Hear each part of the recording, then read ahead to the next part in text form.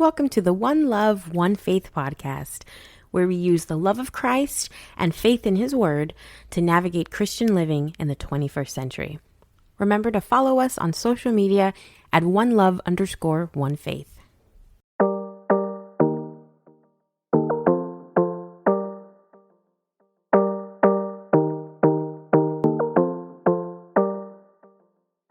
Hey out there. Hello, everyone. My name is Camille, And I'm Anthea. and this is the One Love, One Faith podcast. Yidig. Que lo que, mi gente? ¿Cómo estás? Well, guys, it is episode 67. Yes. First Thank of you all, for being here. friend, I'm not even trying to cut you off or nothing like that. But, guys, Camille just celebrated her birthday like a couple days ago. And we didn't even say happy thank you. birthday. So, happy birthday, Thank friend. Even though you broke traditions, but happy birthday. Not salt or anything like It that. was in the lovely month of February, the best month of the year. We've heard. Camille. I just want to make sure everyone knew, that's all. Okay. Just a reminder. Thank you for the reminder. you know? Thank you so much. Anytime. But thank you, friend. I had a blast. I went on a trip and it was a lot of fun. So I really, really thoroughly enjoyed my birthday. And, we're not going to talk about which birthday it was. So, yeah. Okay. Just so you know, Camille broke traditions for her birthday. I'm just saying. But, it's cool. I broke tradition. Yes. Did. Okay, friend. But that's neither here nor there. Okay.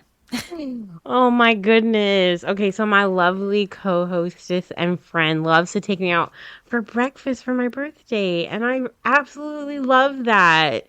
And I didn't get to do it this year because I kind of dipped. I left the country. Yes. But you didn't kinda. I dipped. But it wasn't, I didn't dip on her, I didn't dip out on her. I just had a trip planned, I mean, you could still take me out. I decline. Anyways, the enthusiasm has left the day you left. Oh my goodness. Anywho, I'm joking. But my friend said she had fun though. Yes, thank you. All right, guys. So welcome back, friend. And let's see. Should we jump into the get to know us question? We can do that. We can certainly do that. Okay. Get to know us question. What is the best way to start the day? The best way to start the day. My favorite way. Okay. Obviously, we came to this consensus that, of course, we should always, always, always have a conversation with our Lord and Savior first thing in the morning. And we Right. both agree on Right. that, obviously. Right. We don't want you to think we were neglecting that very, very important part of the day. But I like, how I like to wake up is with the sun greeting me. Like, there's people who need those like blackout curtains because they do say it's better to sleep, in pitch black. But I got it. I do. You like that, huh? Yes. But I can't sleep with not one click of light. really, Yeah. well, It annoys me. it doesn't bother me, although I do understand that it's healthier for me. But I don't want the blackout curtains because I like when the sun just like comes, the sun comes up and then I wake up because the sun's on my face. I make sure my bed is facing that way so that the sun can come through the window and hit my face. I don't know. So anyway, that's the best way to start today is just being able to, without an alarm, okay, those things are scary. Without the alarm, Facts. just have the sun greet me. I love that. So that's my way. What about you, friend? Very interesting. Yeah, for me, it's just waking up in the morning and just deciding, after devotions, of course, deciding what I'm going to have for breakfast. And then making breakfast and eating it. Okay. You know? Chef. I love Chef that. So, Thea? you already know. You know. Okay. I love to plan meals, and I think that waking up in the morning and be like, ooh, what are we gonna make today? You know what I mean? That that kind of gives me like a great way to start my day. And sometimes, of course, I don't necessarily have anything to eat, but I would probably like, okay, what kind of tea am I making today? You know, like, am I just going to make some lemon water and just drink it and then start working? Or am I just going to like fully indulge? You know, those type of stuff. Yeah. So, Food. yeah, I like to start my morning with breakfast though. Food. Yeah, I love food. If you know me, you know it's food. Right. Yep. Yeah. Yep. Okay. Okay. I hear you. I hear you. So today it is, we kind of rearranged things this month because we had February Love Zone. And so we didn't want to start the month we didn't want to start March off on Love Zone again. So we did a little Right. flip flop. So now it's time to do Right. Love Zone. And we know it's not the first week, but that's why we switched it. So it's actually just Right. a relationship Q&A because, as you know, you guys send in a lot of questions, and so it's just another batch of questions. Right. Right. So these are questions that we just didn't want to neglect. You know what I mean? I feel like they're really good questions, and I feel like, we never want to just like have like people feel like, oh, what they say don't matter, or what the questions that they ask don't matter. So we want to answer all of them. Yeah. So that's what we're doing today. Yes, indeed. So we can jump in. Lego. All right. Let's We're see. starting with the doozy. I think we always do that, but I mean, it's a question on the table. All right. So here we go. Right. I guess it's more like our personal answers. So, does weight matter when searching for a partner? Does weight matter? What you say, friend? Does weight matter? Hmm. I mean, I think that one is allowed to have a preference. I can say that one is allowed to have a preference. I've known people who only date people who are plus size and up, and then I know people who are only dating people who are slim thick like myself. So Huh? I think don't even start, Camille. We're not going there. Anyways, What you said? I think that one can have I'm sorry. I think one can have a preference. Now, what I have a problem with is for a person who is not attracted to that type, or like that body type, or one who is attracted to slimmer, pursuing. I don't even know if I have a problem with it. I think that I have a problem with the intentions. Let's just say that, right? The intentions of like not fully knowing fully that this is not somebody that you are going to pursue for long-term purposes, but you still do it because of ego or whatever it is. So either you don't like skinny girls and you're like, yeah, but I'm gonna still talk to her because I can, or I don't like dudes on the heavier set side, but I'm gonna talk to him because I can. Like, I think that's kind of weird to me. But if you like a person and you like, I think too, if you want to explore that, that's fine too. But I think we ought to make our intentions clear about like what it is that we want. Right. I think that we cannot ignore the fact that attraction obviously plays a part in our relationships. And so at Right. the end of the day, this is like a person by person, this is a personal question. So people, like you said, they have their individual preferences and attractions. So I think, like, does Right. it matter to you is the question, but I guess our personal, like, I guess for me, it doesn't matter for me. In the sense of like, I've dated men of all heights and sizes, so I tend to be attracted to other things first. And so seeing someone who does carry more weight doesn't automatically like turn me off or anything. Yeah, it Disqualifying doesn't them out of the disqualify them. race. But of course, there are things we need to care about, our appearance and our health, True. because sometimes carrying extra weight can obviously have, health consequences. So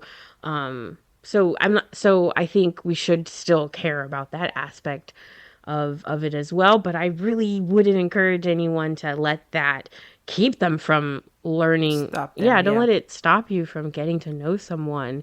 That being said, it all comes back to attraction too. So you're probably, if you're not Yeah. attracted to someone who carries more weight, then you're probably not, going to get to the point where you're, talking to them, walking up to them, or approaching them. So I, that's a personal preference. Yeah, it's just a very personal Yeah. preference. But as a member of the plus size community, hey, And as a member of the slim thick community, guys, I was gonna let it go, friend. I really was gonna let it go, but then you had to say it again, and I need the One Love Nation to know that she is a self-proclaimed member of the Slim Thick community, and no, I am I not. just honestly, she's more slim than thick. You know what I'm No. saying? Guys, anyways, I've been awarded a spot in that community. Thank you very much, Camille.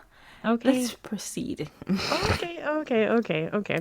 Yeah, so as a member of the plus size community, like I say, love all around.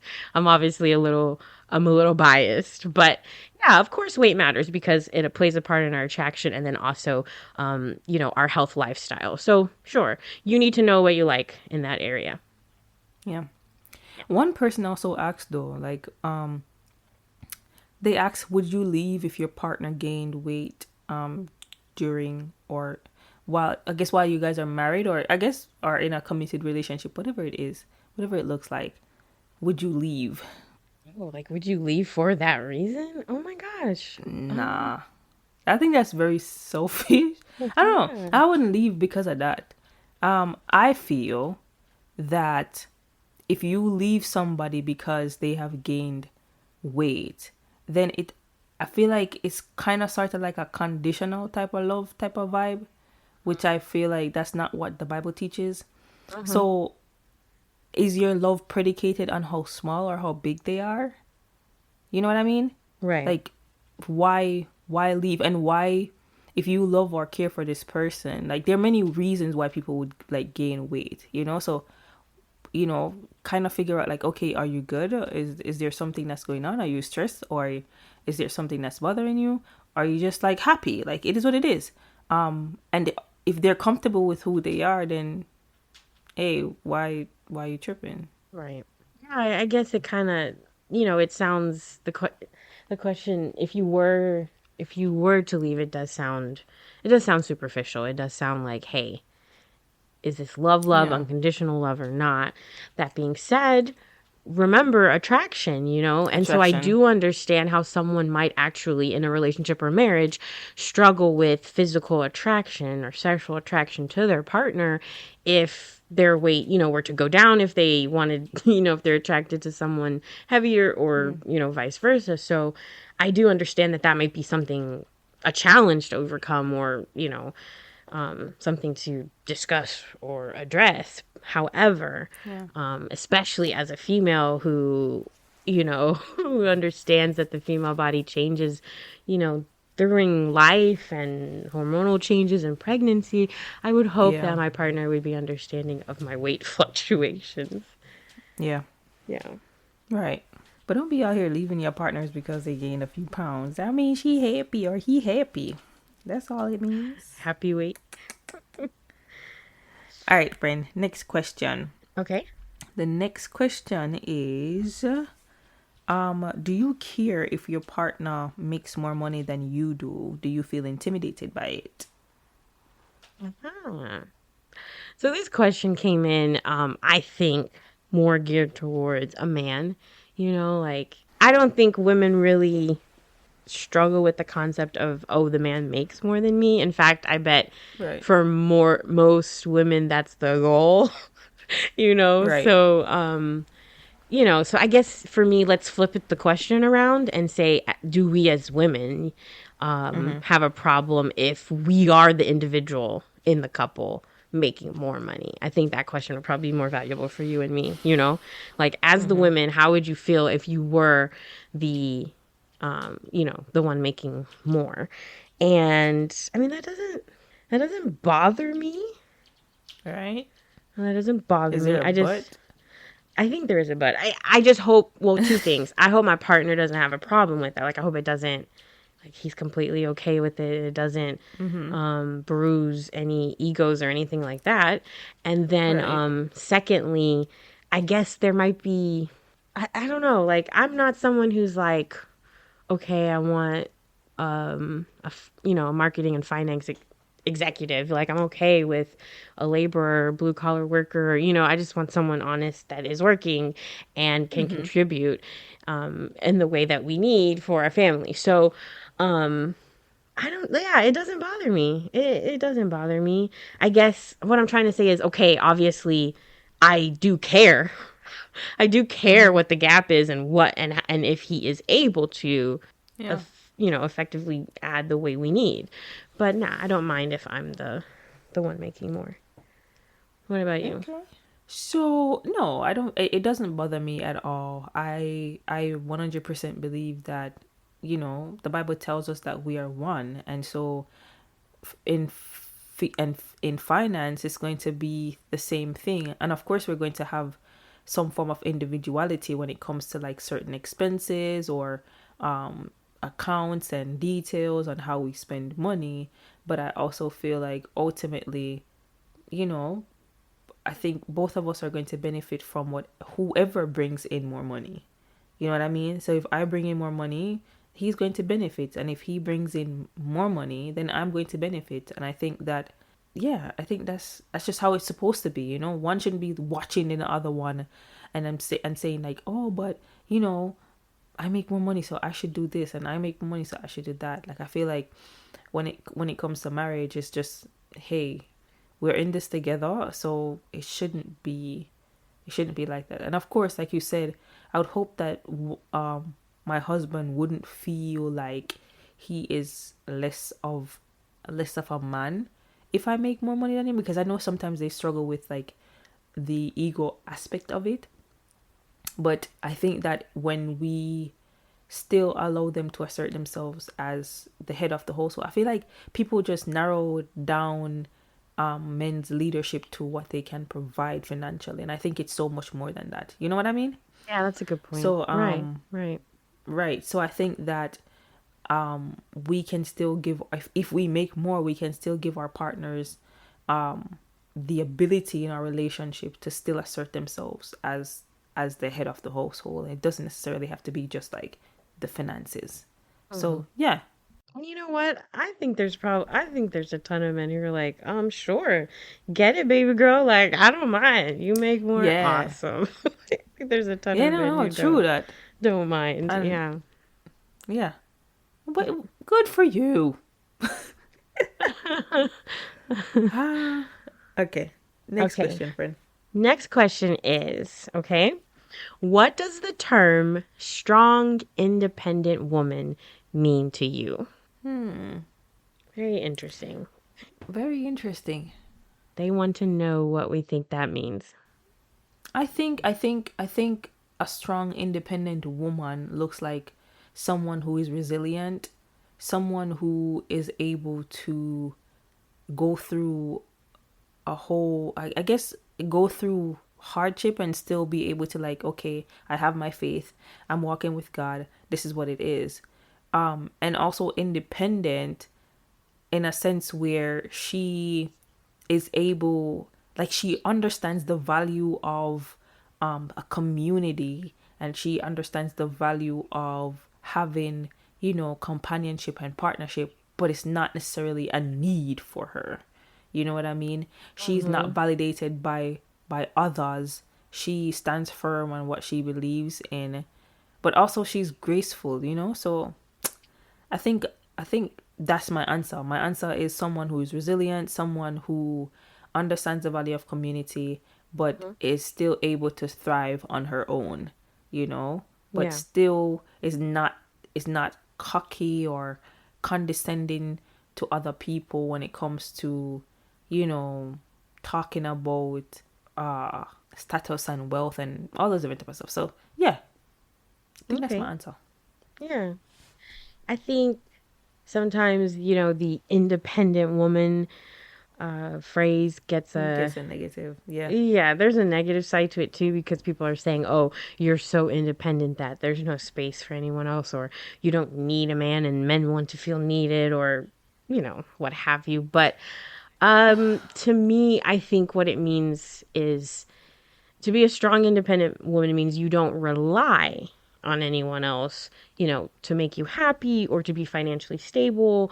Right. You're not afraid of being like alone, Right. meaning just standing on your own, And so I think that's what it means. You're strong in that sense. You know what you want and you know what makes you happy, and it doesn't depend on anyone else so that when someone does come into your life, it's joy and additional, and you are complete without them, so everything they bring is just additional. I Additional. guess, Yeah. yeah, that's how I view it, because I know it can get a bad rap, like, oh, she's so independent. It's but so funny because we always said this too. We said there's no common ground in what men want in terms of independence. They want independence, but it's not too much independence. But they don't want you to be reliant either, or they want you to be reliant, but not too but not too reliant. clingy, right? So yeah, it's Right. very It's a balance. interesting conundrum.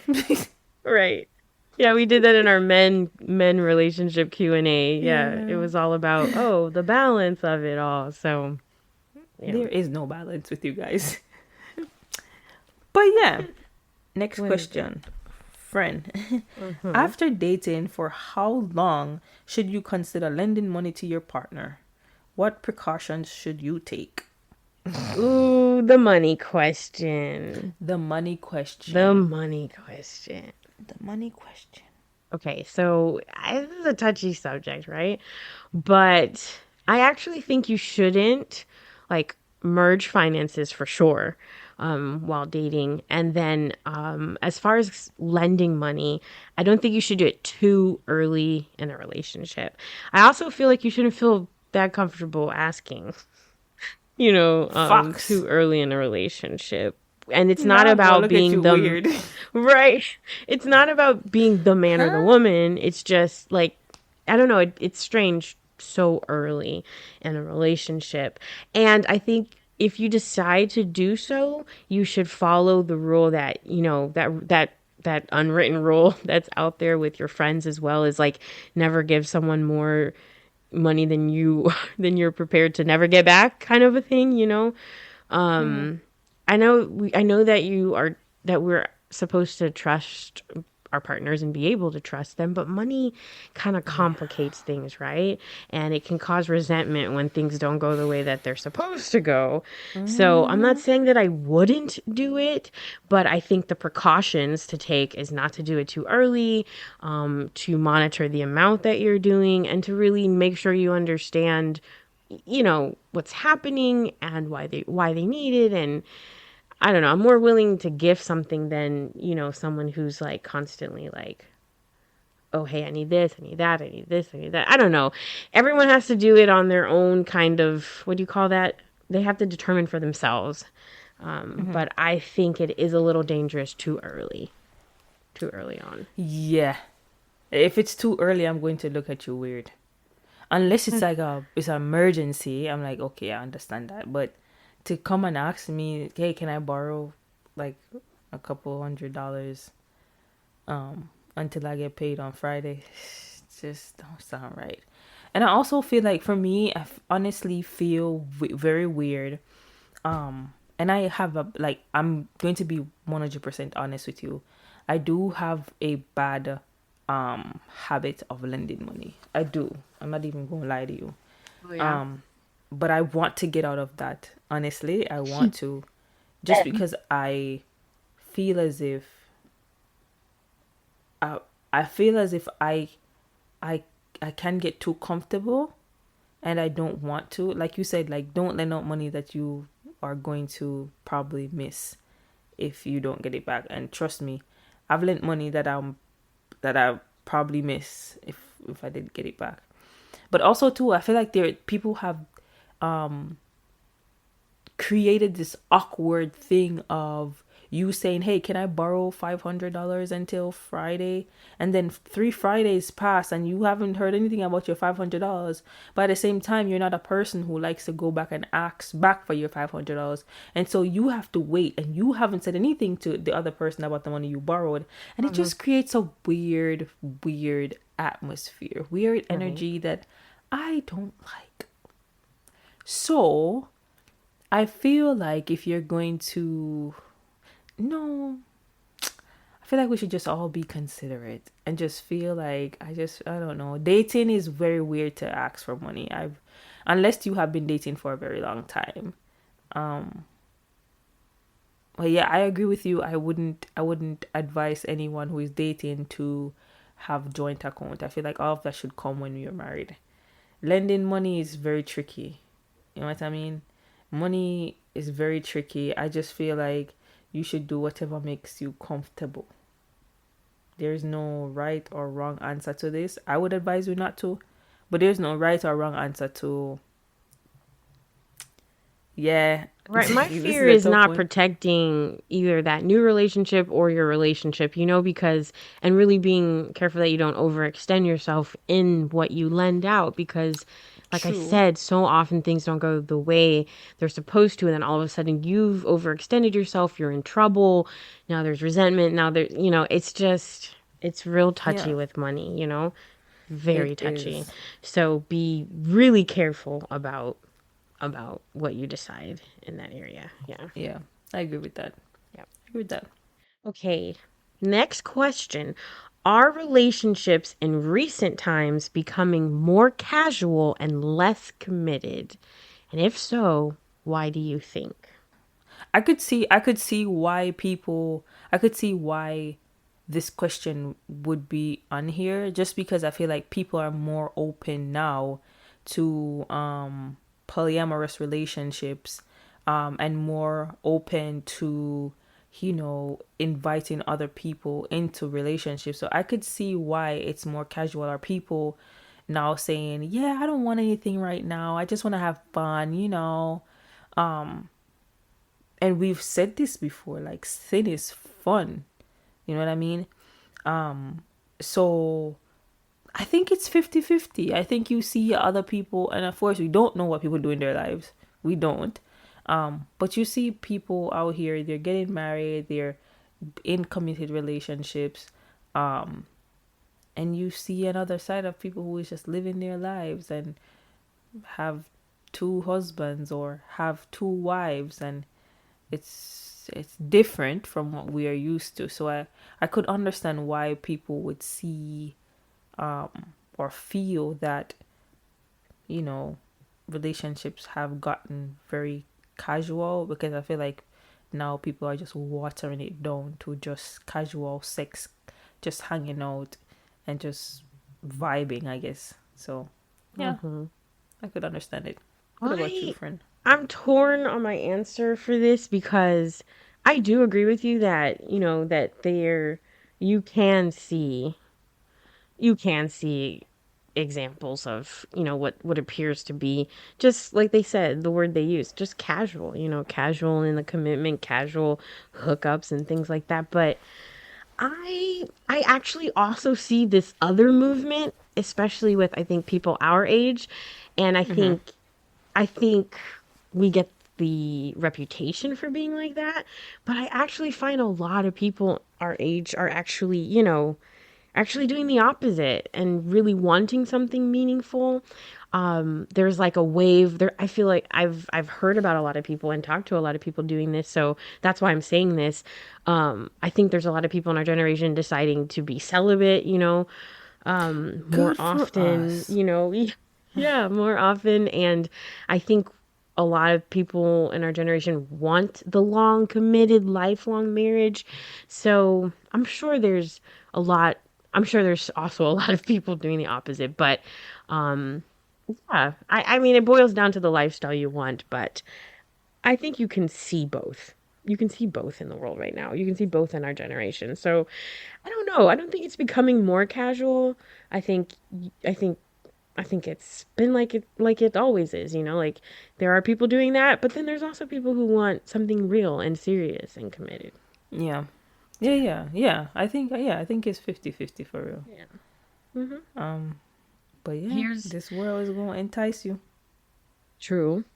Here's here's another question. It's really closely related about, being less Mm-hmm. committed and everything, but it's a little bit different aspect. Are dating apps making love less meaningful? Hmm. So are dating apps a part of the issue here? This is crazy because I am a person who don't necessarily. I wouldn't say I don't believe in dating apps. I personally don't think that it's for me. However, Mm-hmm. I think some people would agree and some people would disagree because some people would be like, "Well, I found my husband on here," and or I found my wife on here. And some people are just like, "Well, yeah, I mean, certain apps are just for hookups and whatever it is." I think I wouldn't say it is it makes love meaningless or less meaningful. I would more say that it creates more avenues for people to speak to one another or get to know people from like outside of their geographical reach. Do I think that it can be used for casual or relationships that are not necessarily trying to be in a committed or exclusive type of vibe? I do think so, but I also feel I wouldn't say that it creates less. Now, certain apps I've heard that certain apps have the reputation of, you know, those type of relationships. So I guess it's finding out what you want from these apps, and try to find the one that suits your very need. But I don't think so though. I don't think so. What do you think, friend? I think you said it. Like, you are going to find what you want to find. Like, whatever Right. you want, it's out there and you could find it on a dating app. So I think not necessarily. I don't think dating apps are necessarily making love less meaningful. I think if you want meaningless interactions, there are apps for that. And if Mm-hmm. you're into the one time encounter, if you're into the fling, if you're into the fun dating, then you can find it, especially these like swipey ones. Swipey, Yeah, swipey swipe ones. left, swipe right.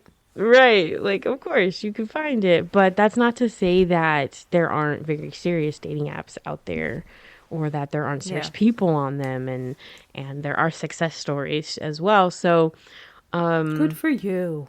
yeah, and if it's working for you, it's working for you. So yeah, I don't think it's making love less meaningful. I think people are finding what they want to find out there.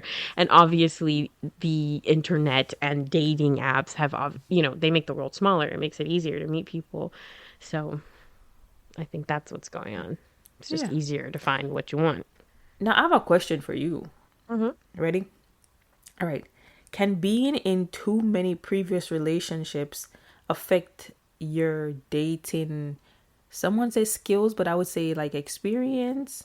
Do you think Many that? previous relationships. Yeah, I don't. Yeah, this one was a little like, wait, what do you mean? But so they said dating skills. So from the skills perspective, I'd say no because you're getting a lot of experience, right? So I would say I it didn't probably even know that you sharpens needed them. skills. Yeah, dating skills. Maybe like, That's why I. social skills and relatability and I don't know. But I would say if you have lots of previous relationships, then you're probably sharpening those skills, I would hope. But as far Mm-hmm. as, the way you rephrased it with experiences, I think in that light, it could be viewed poorly by someone else that you're interested in Mm-hmm. pursuing. Like maybe they're like, wait, what? You've been in 17 relationships, or, maybe you haven't been in Right. any like long term ones. Maybe someone might view that as, I don't know. They might use it to Yeah. make a character judgment about you. So, in that regard, I think it could have a negative effect, or Mm-hmm. have negative consequences. But I mean, nothing's wrong with that. You're out here searching and you're just like, no, next, okay. But being a serial dater, is that what they call it? Serial dater? I think Yeah. so. Is also, you also have to figure out, okay, wait. am I doing something wrong? Am I looking for something or sabotaging myself or, so Right. be careful, I guess. Yeah.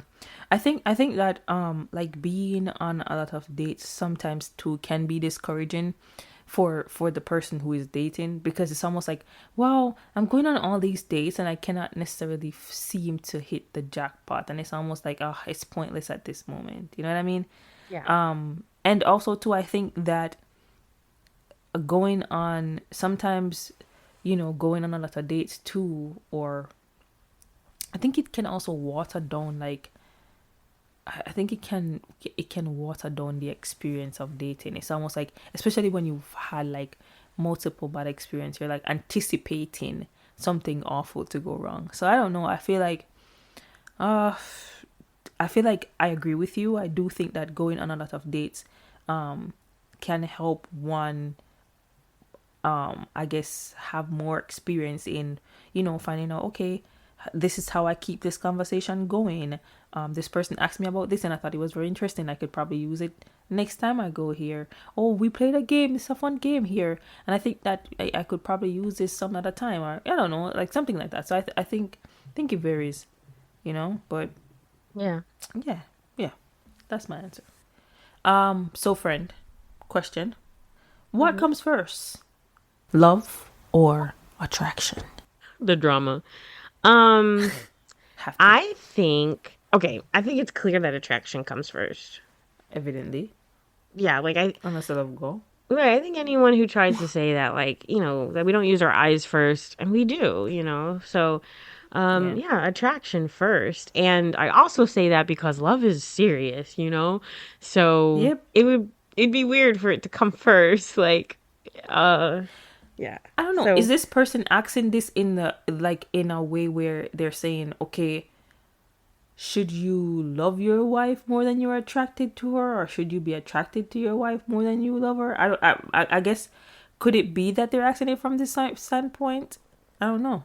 I don't know. Yeah, it's just that's all they said, I think okay, so I think hands down it's attraction first, definitely. And it grows into love if that's what the goal is. And sometimes if it doesn't, then maybe you just have like a less situation and nothing really meaningful.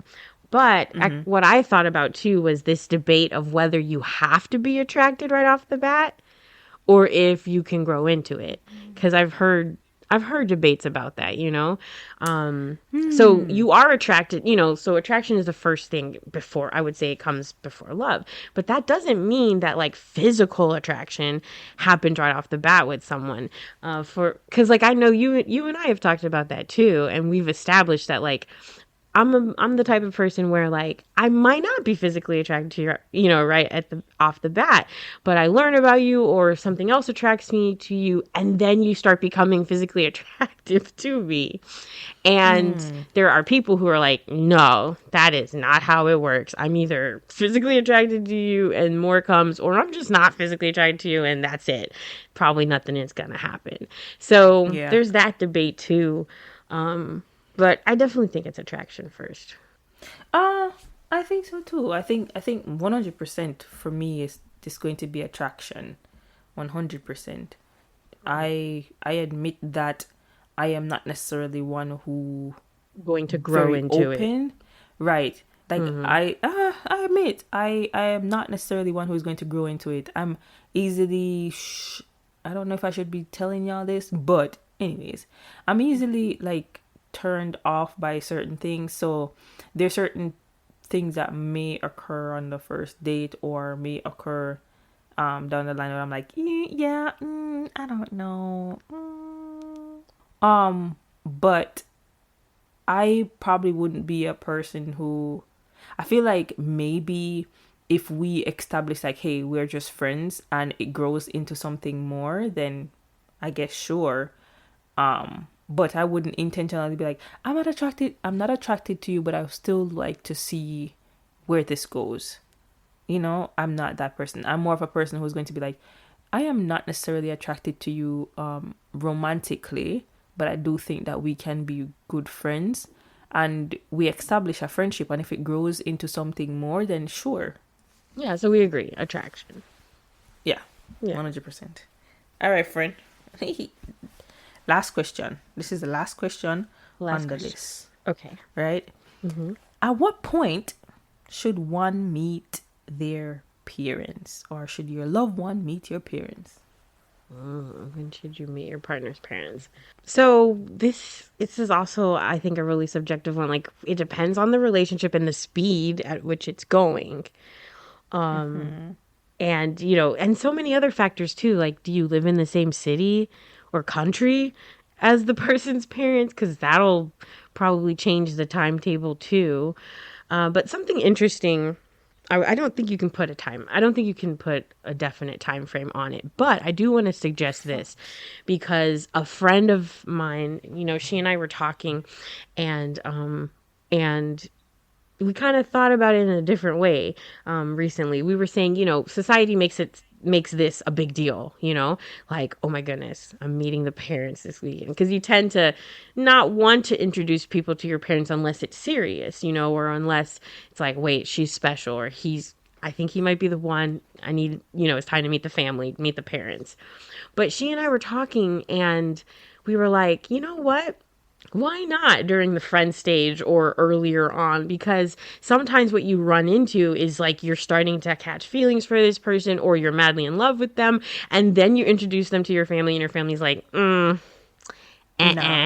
that's not the one, but you're already attached, so we were saying, what is the big deal? Like, why do we make it such a big deal to do the the parental introductions? Why not make that a part of the finding out if you're a good fit and seeing if everyone meshes? Why not? What's wrong with doing it a little earlier? Why do we make it such a big pressure situation? So you know what, I'm kind of revising what I think about that one. I don't know. I'm not sure.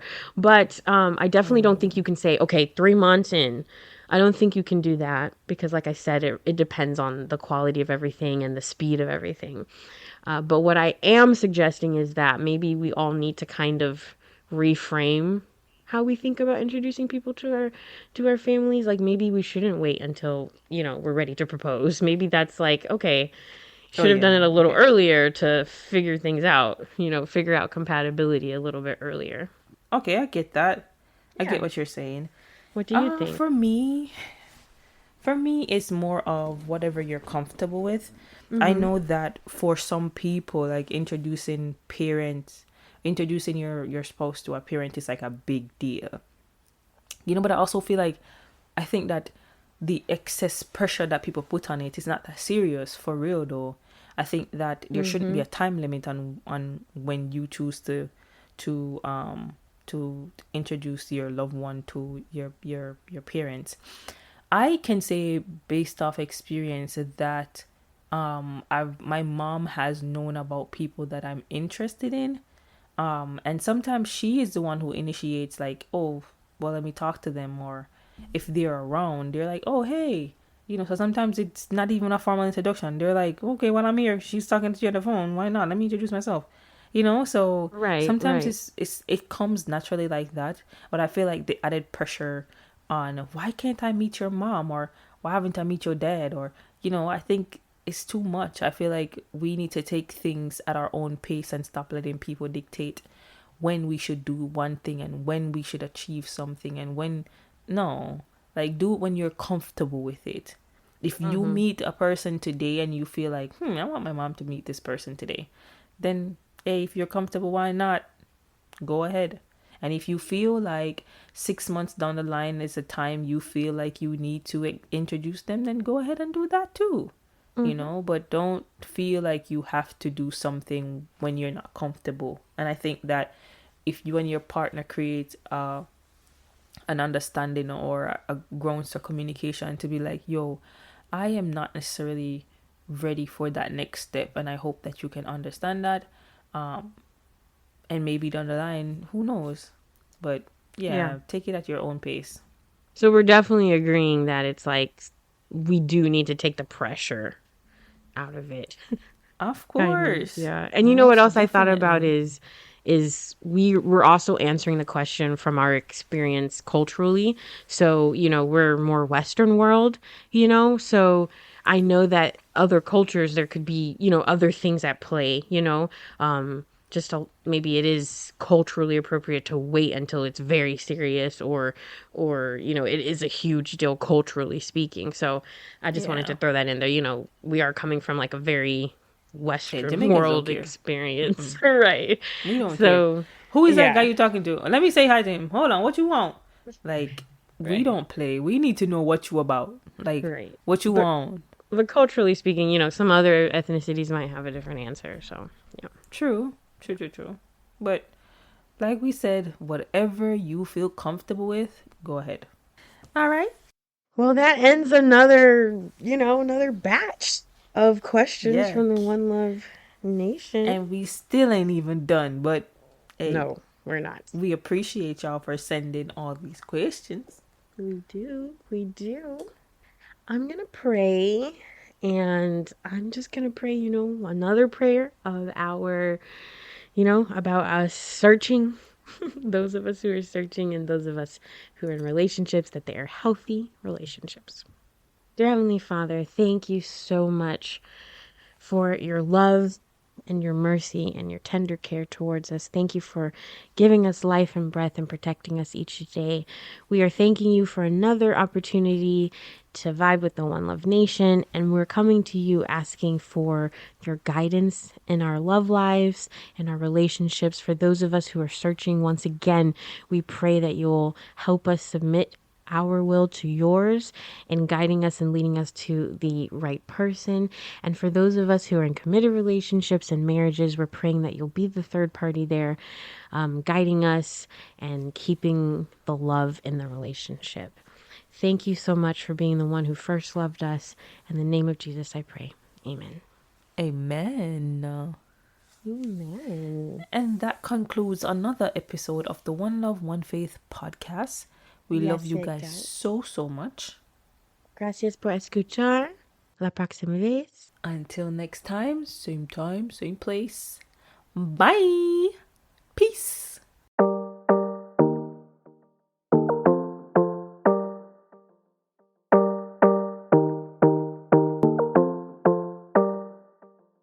Hey One Love Nation, thanks for listening to the One Love, One Faith podcast. We love our listeners and we hope you will join us again next week. Please share the One Love, One Faith podcast and always remember that each day is an opportunity to show His love and grow your faith.